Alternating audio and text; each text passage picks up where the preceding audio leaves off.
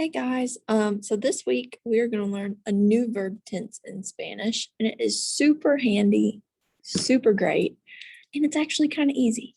So these are going to be the guided notes. Take notes, write them down. It would be helpful to even write some of the examples if you want. You're going to have to go through and complete a Google form over this if you're a virtual student, if you're a hybrid student. We're going to be doing a different activity in class, but virtual students, you will have to complete the Google form as one of your assignments for the week. So we are going to talk about the conditional tense. So I will share my screen and we'll get going. Look at that beautiful background. It's like I actually tried when I made this PowerPoint. Okay, so what is the conditional tense? And this is something that's true for English and for Spanish. So conditional tenses are used to speculate about what could happen, what might have happened, and what we wish would have happened. So in English, sentences in the conditional are going to be sentences that say like if, could, would, or should. And so the conditional in Spanish, or el condicional, or el prospeterito, is used to talk about hypothetical situations and probabilities, and even to make polite requests. So if you're like going out to dinner and you want to be extra polite to your waiter, you use the conditional tense. So here are the steps to forming the conditional. And the conditional is almost identical to the future tense that we've used before in Spanish 3. So the steps are exactly the same. There are 2 steps. So step 1, you start with the infinitive.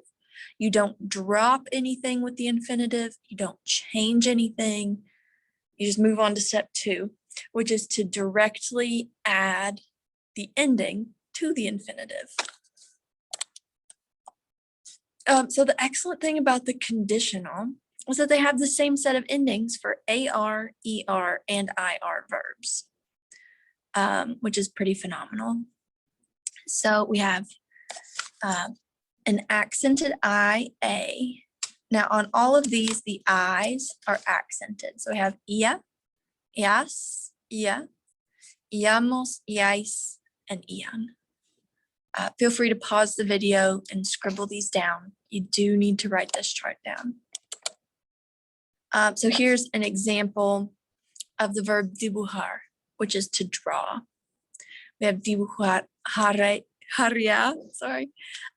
dibujarías, dibujaría, dibujaríamos, dibujaríais, dibujarían. So like dibujaría can be like I would draw, or I could draw, I should draw, just depending on the context. Here is an ER example. Comería, comerías, comería, comeríamos, comeríais, comerían. And then escribir, same endings. That's what all these examples are showing you. Same endings, how phenomenal. And here are some example sentences with translations, because I know it is very beneficial to have these translations, so we can figure out what is the purpose of this new verb tense. So I have yo compraría esa blusa si tuviera dinero. So I would buy that shirt if I had money with me. This second example, él sacaría la basura por ti. He would take out the trash for you. And then si fuera rico, viajaría por todo el mundo.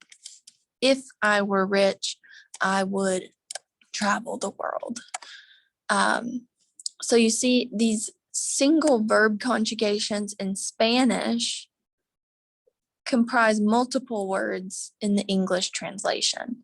So they they're like embedded with the would or could or should in our translations. So like compraría is would buy. I would buy, technically. Él sacaría, he would take out. Viajaría, I would travel. So it's like a condensed version of the English. Now, there are irregulars in the conditional. There are 3 different types, 3 different scenarios that make these irregular. I just got a message on my computer that said my internet connection was unstable. Hopefully this keeps working. So the 3 reasons verbs may be irregular in Spanish for the conditional. So make sure you write these down, and we'll break them each down individually. So the first scenario are verbs where the last vowel in the infinitive is replaced with a D. Our second type are verbs where the last vowel is removed completely. And then our third type are verbs that are just plain old irregular. So let's look at this first type. Verbs where the last vowel in the infinitive is replaced with a D. So this is just explaining how the spelling is going to change. So tener is a perfect example, to have. So this last vowel, this E, changes to a D. So you have tendrá, and then you're going to add on your endings. So tendría, tendríais, tendría, tendríamos, tendríais, tendrían. So like I would have, you would have, he would have, we would have, y'all would have, they would have, or y'all would have.